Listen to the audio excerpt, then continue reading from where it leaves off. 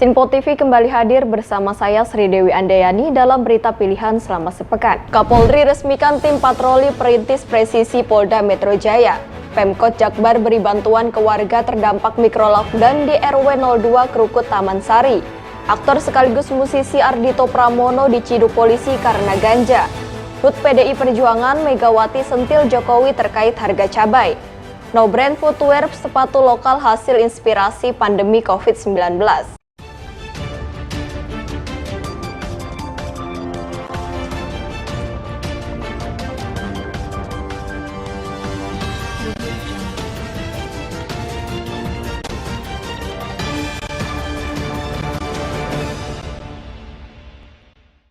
Kapolri Jenderal Polisi Listio Sigit Prabowo resmikan tim patroli perintis presisi Polda Metro Jaya pada Kamis 13 Januari 2022 di lapangan presisi Polda Metro Jaya. Kapolri pun memberikan arahan kepada semua anggota tim patroli presisi untuk bersikap humanis saat bertugas. Kapolri Jenderal Listio Sigit Prabowo meminta anggota tim patroli perintis Polda untuk bersikap humanis dan tidak ragu untuk bersikap tegas dalam menjalankan tugas memberikan perlindungan.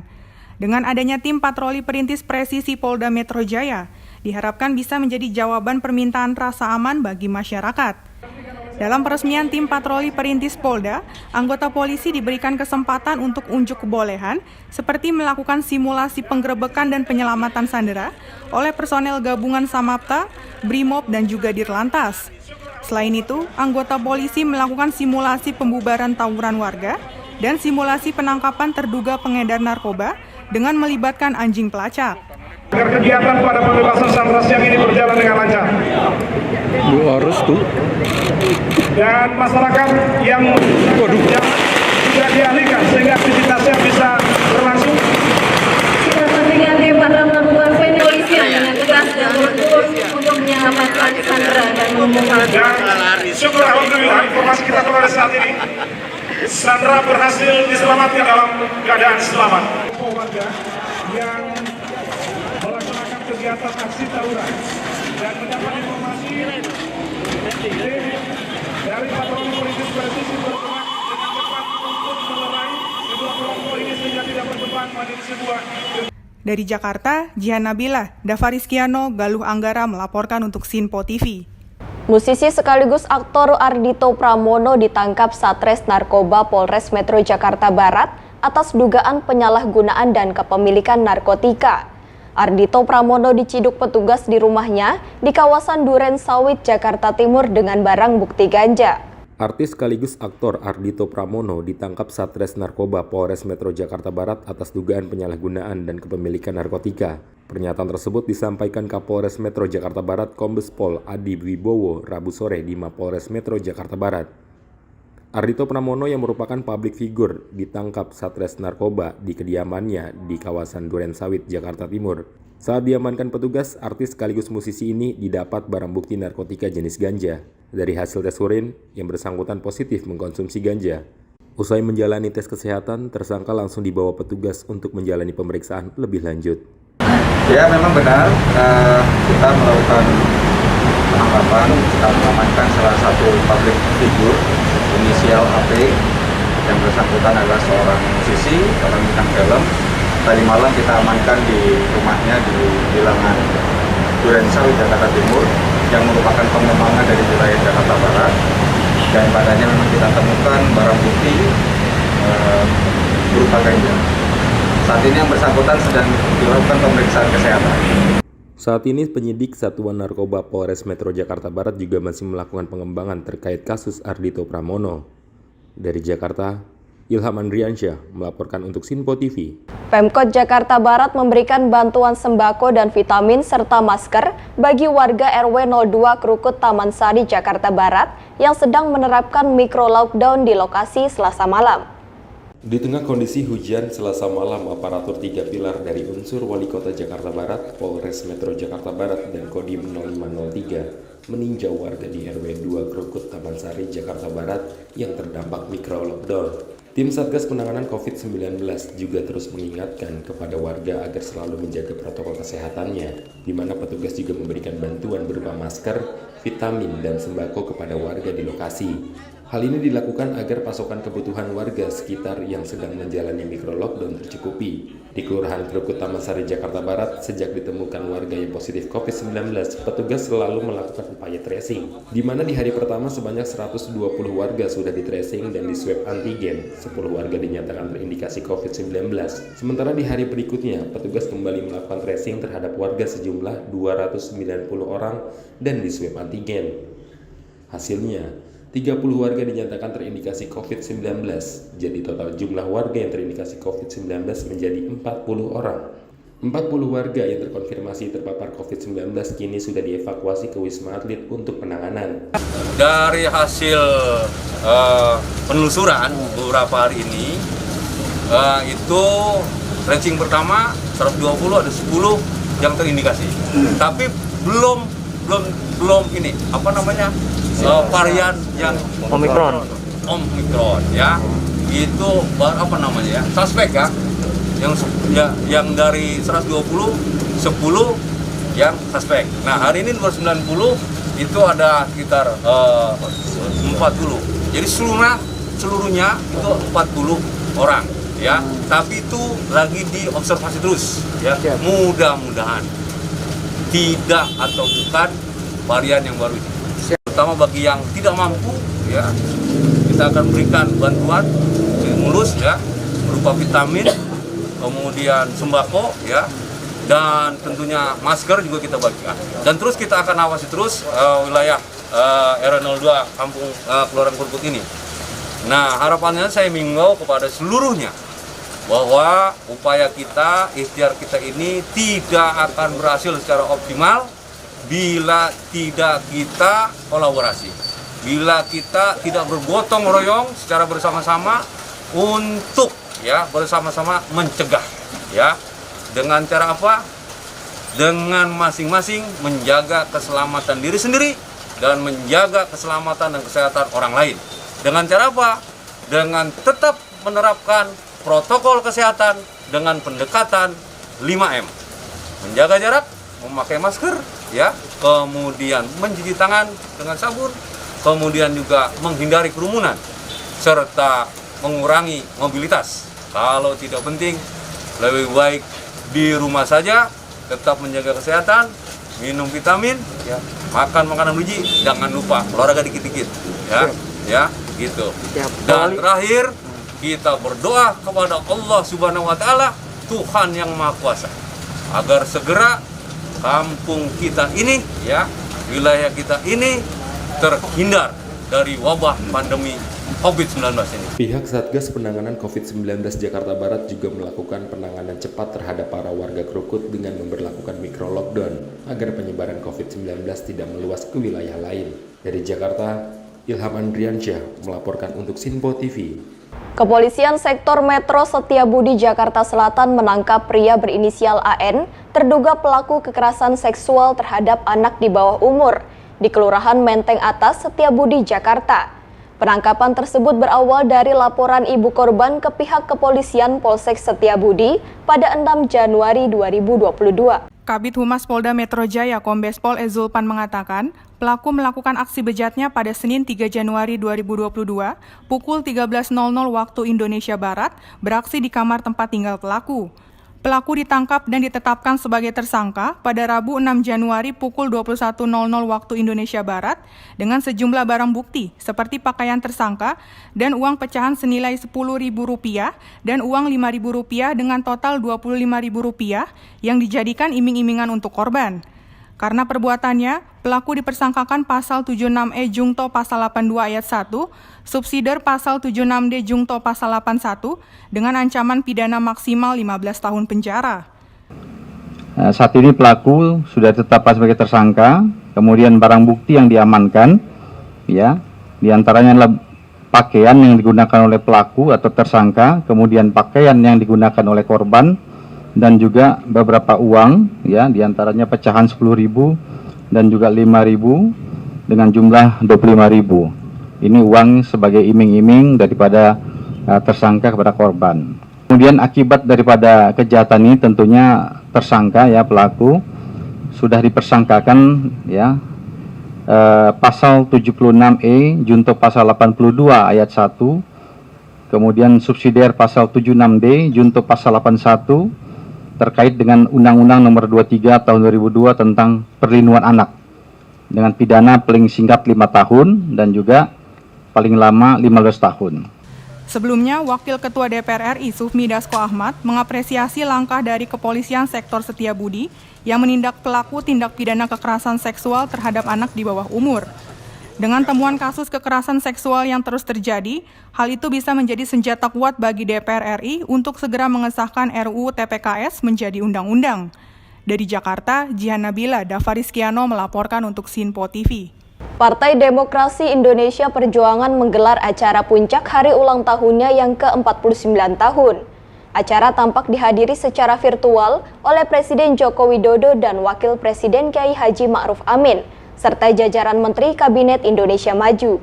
Ketua Umum PDI Perjuangan Megawati Soekarno Putri memberikan sambutan saat membuka acara HUT PDI Perjuangan yang ke-49 tahun. Dalam sambutannya ada beberapa hal yang disampaikan Megawati mengenai kondisi negara Indonesia saat ini. Salah satunya, Megawati menyoroti harga kebutuhan pokok yang terus melambung tinggi di pasar.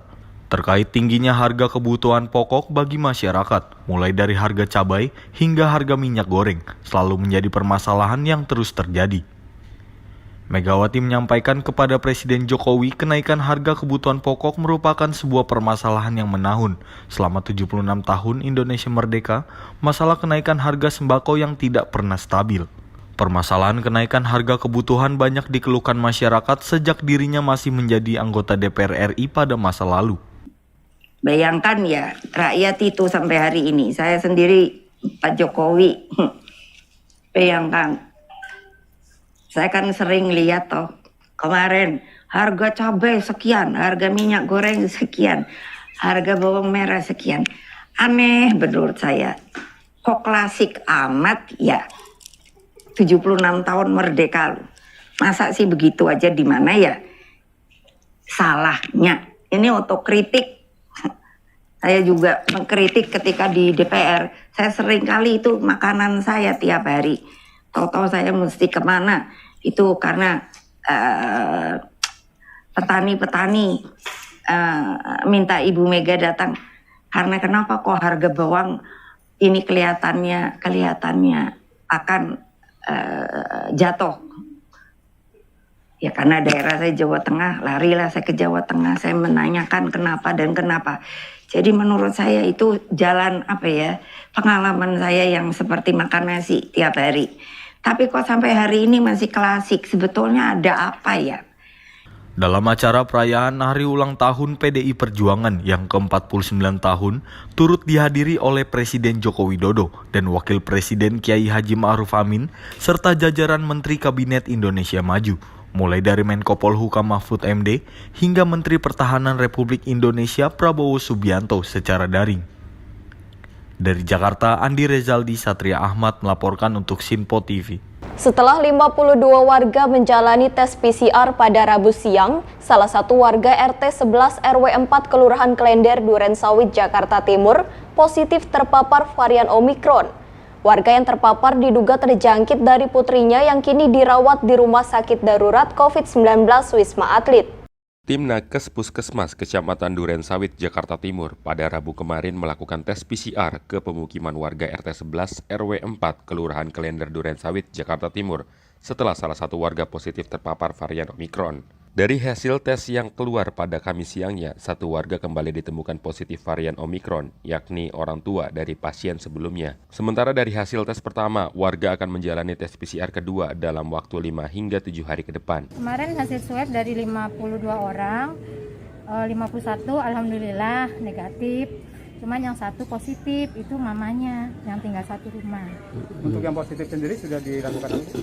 Semalam sudah berangkat sih ke rumah sakit Wisma Atlet. Antisipasinya ya kalau kata Pak RW, kita harus iniin prokes saja, cuci tangan, pakai masker, jaga jarak gitu. Terus tapi nanti ada lagi yang kedua, kalau nggak hari kelima atau hari ke-7, nanti kan dikabarin sama dokternya. Itu saya kurang tahu ya, orang tahu-tahu saya lagi ini sama temen lagi mau ngerjain dawis, teman saya dapat kabar dari rumah sakit Durensawit. Bener nggak yang namanya Citra itu Reta, warga RT 11 RW 04. Dia waktu itu berobat katanya ke sana. Saya tahunya deteksinya gitu aja, terdeksinya. Berobat hasilnya apa? Dia positif 2, ibu sama anak. Yang pertama Anaknya si Reta. Habis Kedua mamanya. Kita kan kenalnya kan tante-tante aja ya kalau manggil. 52 orang, yang satu itu ketahuan itu tante. Jadi yang 51 itu negatif. Selama menunggu tes PCR kedua, warga dihimbau untuk tetap menjalani protokol kesehatan dengan menggunakan masker. Sementara, suasana rumah warga yang terpapar varian Omikron tampak sepi. Aktivitas penghuni hanya dilakukan di dalam rumah. Dari Jakarta, Sultoni melaporkan untuk Sinpo TV. Sejumlah pengendara sepeda motor dan mobil nekat menerobos jalur busway di Jatinegara, Jakarta Timur pada Kamis. Sedikitnya 71 pengendara ditindak petugas dan beberapa lainnya nekat melawan arus. Puluhan pengendara sepeda motor melintasi jalur bus Transjakarta di Jalan Jatinegara, Jakarta Timur pada Kamis pagi. Tidak sedikit beberapa pengendara yang panik kemudian nekat memutar balik kendaraannya dan melawan arus. Dari hasil penindakan di jalur bus Transjakarta, petugas menemukan 71 pengendara yang melakukan pelanggaran. Para pengendara ini sengaja melintasi jalur bus Transjakarta untuk menghindari kemacetan di jalur normal. Tidak hanya kendaraan bermotor, sejumlah pengendara mobil juga diberikan sanksi tilang oleh petugas. Para pelanggar berdalih kepada petugas lantaran terburu-buru untuk pergi ke tempat tujuannya masing-masing. Akibat ulah pengendara tersebut, laju bus Transjakarta sempat terhenti beberapa waktu. Dari Jakarta, Sultoni melaporkan untuk Sinpo TV. Seorang balita di Tambora, Jakarta Barat mengalami luka bakar akibat disulut menggunakan korek api oleh rekan kerja orang tuanya di kawasan Tambora, Jakarta Barat. Pelaku berdalih melampiaskan kekesalan tersebut akibat sering dirundung oleh orang tua korban. Dari rekaman video yang direkam oleh orang tua korban, seorang balita Malang ini mengalami luka bakar di beberapa bagian tubuh akibat disulut menggunakan korek api oleh rekan kerja orang tuanya di kawasan Tambora, Jakarta Barat. Kapolsek Tambora, Jakarta Barat, Kompol Faruk menjelaskan antara pelaku dan orang tua korban saling kenal dan bekerja di tempat yang sama. Selain itu, Faruk juga mengatakan, menurut keterangan pelaku, peristiwa tersebut terjadi atas ketersinggungan antara pelaku dengan orang tua korban yang kerap melakukan perundungan terhadap dirinya. Hingga akhirnya pelaku melampiaskan kekesalannya terhadap anak dari rekan kerjanya tersebut dengan cara disulut menggunakan korek api hingga mengakibatkan luka bakar. Dapat kami jelaskan bahwa Kepolisian Sektor Tambora telah menerima laporan pengaduan dari masyarakat, yaitu orang tua dari korban anak di bawah umur dengan inisial DRA, umur 2 tahun 6 bulan, terkait perkara penganiayaan atau kekerasan terhadap anak di bawah umur yang dilakukan oleh seorang tersangka dengan inisial R, umur 31 tahun, yang merupakan teman kerja dari orang tua laki-laki korban. Korban dibawa oleh tersangka ke rumah tersangka, dan di rumah tersangka itu korban dibakar atau disulut dengan menggunakan korek api sehingga menyebabkan beberapa bagian tubuh korban yang terbakar.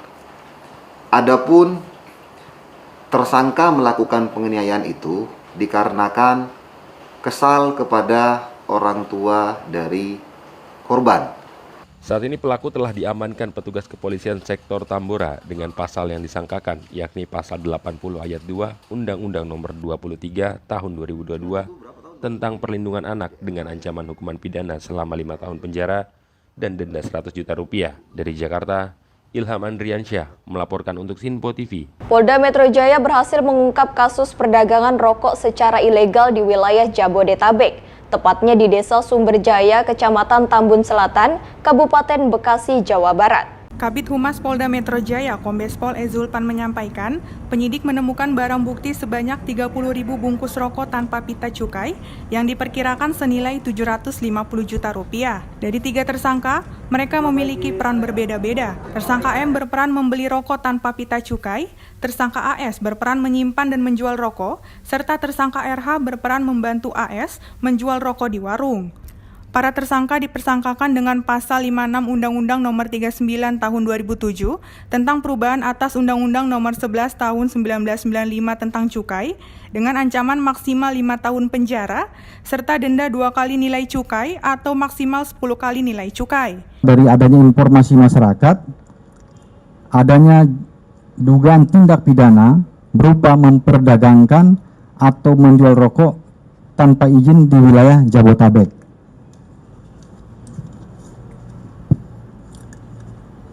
Dari kejahatan yang dilakukan para pelaku, baik di TKP pertama maupun di TKP kedua, yang berdasarkan laporan polisi pertama dan kedua, barang bukti yang diamankan dan disita, yang kita perlihatkan di depan ini, sebanyak 450.000 batang rokok atau 30.000 bungkus rokok.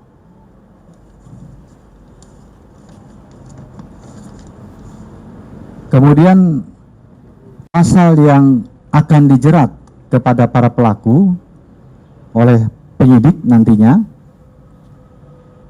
adalah pasal 56 Undang-Undang Nomor 39 Tahun 2007 tentang perubahan atas Undang-Undang Nomor 11 Tahun 95, di mana ancaman pidananya paling singkat 1 tahun dan paling lama 5 tahun, dan denda paling sedikit 2 kali nilai cukai dan paling banyak atau maksimal 10 kali nilai cukai. Dari Jakarta, Jihan Nabila, Dava Rizkiano melaporkan untuk Sinpo TV. No Brands Footwear produk lokal yang muncul di awal tahun 2020 dengan terinspirasi atas keresahan masyarakat akibat pandemi COVID-19 yang melanda Indonesia. Produk No Brands terbilang cukup unik dan berbeda lantaran No Brand membuat beberapa fashion statement yang dituangkan ke dalam produknya.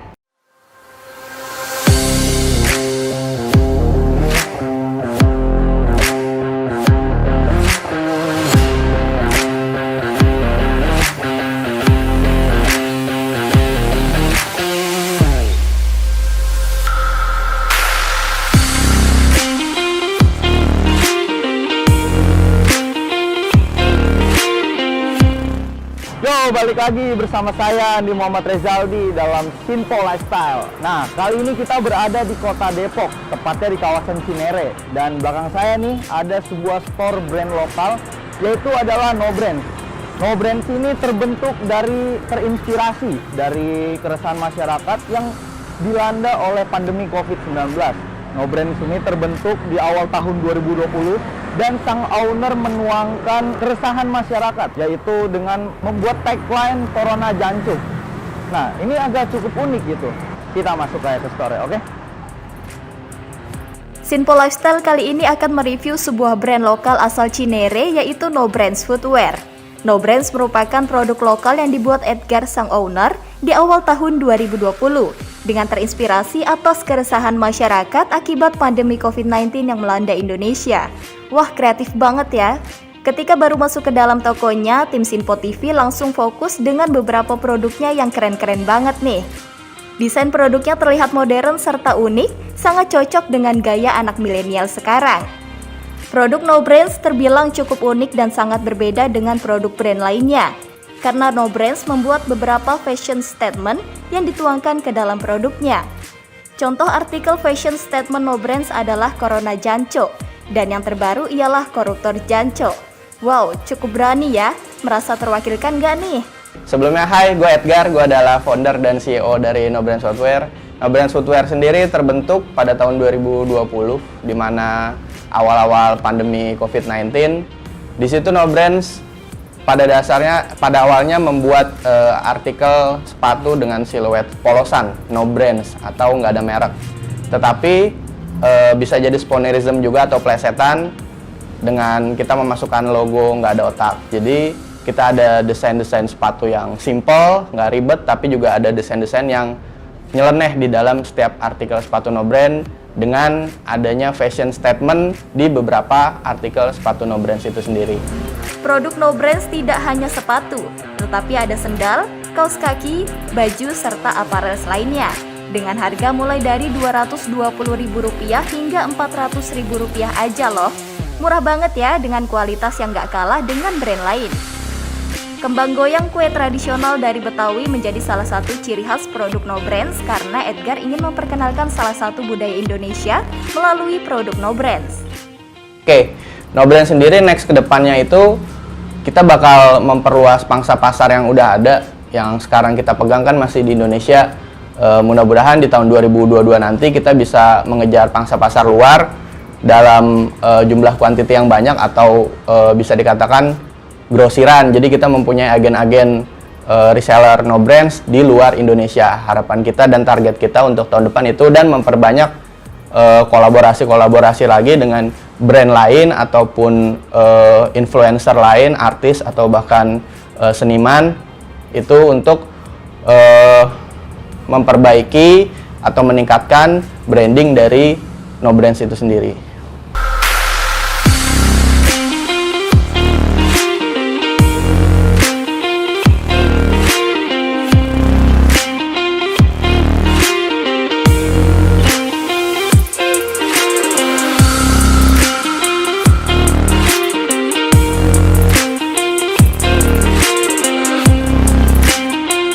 Ya, tidak hanya menjual produk, tetapi No Brands juga memperhatikan warga sekitar.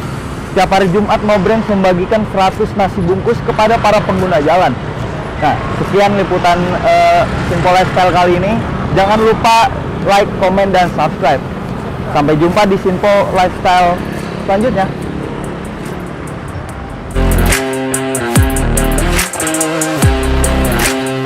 Demikian berita sepekan kali ini. Tetap saksikan berita terkini di Sinpo TV, Sinpo ID, dan media sosial Sinpo lainnya. Saya Sri Dewi Andayani dan kru yang bertugas pamit undur diri. Selamat berakhir pekan dan sampai jumpa.